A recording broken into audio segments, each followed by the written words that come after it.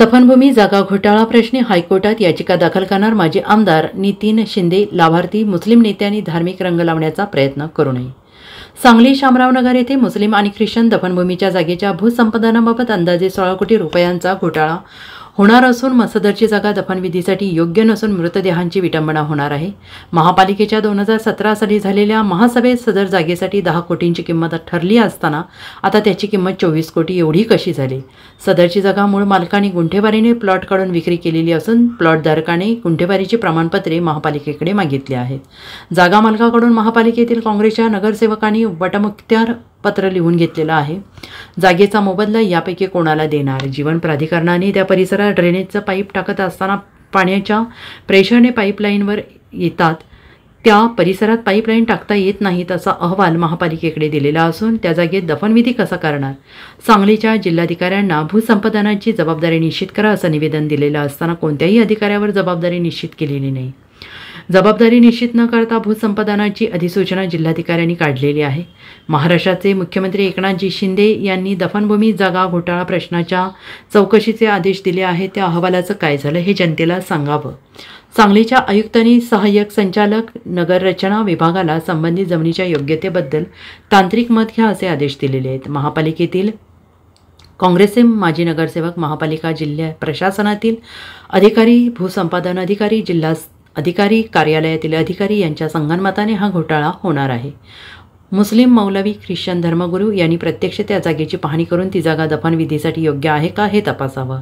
या जागेच्या समर्थनार्थ जे मुस्लिम नेते ओरडत आहेत ते या पैशाच्या घोटाळ्यातील लाभार्थी आहेत.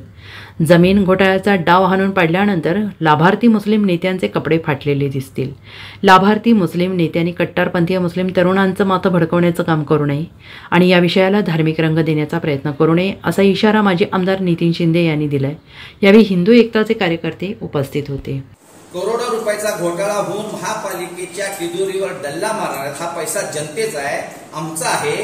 यासाठी आम्ही आंदोलन करत असताना पहिला कट्टरपंथीय मुस्लिमांच्याकडून माझ्यावर पहिला हल्ला केला तो इम्रान जमादार. हल्ल्याचा प्रयत्न केला. ये इस्लाम धर्म का शत्रु है, नितीन शिंदे को छोड़ने का नहीं, काट डालने का. असं ज्यावेळेला डॉक्टर बाबासाहेब आंबेडकरांच्या जयंतीला पुतळ्याला हार घालायला गेलो असताना त्या ठिकाणी त्यांनी माझ्यावर पहिला हल्ला करायचा प्रयत्न केला.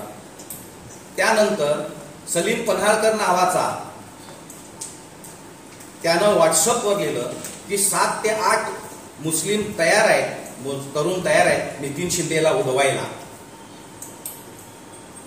आणि आता तिसरी गोष्ट, उमेद बागवान नावाचा जो मुस्लिम तरुण आहे शामराव नगर परिसरात राहणारा, त्यानं आसिफ बावा, युनुस महार, जब्बार पारसकर, सलीम पन्हाळकर, इम्रान जमादार, इरफान शिकलगार ह्यांचं जे व्हॉट्सअपचं ग्रुप आहे, ह्या ग्रुपवर या उमेद बागवाननं नितीन शिंदेला उडवण्यासाठी पैसे गोळा करून सुपारी द्या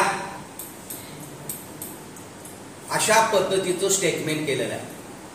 मी अथवा माझ्या कुठल्याही कार्यकर्त्यानं या गोष्टीला जातीय धार्मिक रंग लावण्याचा प्रयत्न केलेला नाही. परंतु हे जे लाभार्थी आहेत, 4 दिवसापूर्वी माझ्या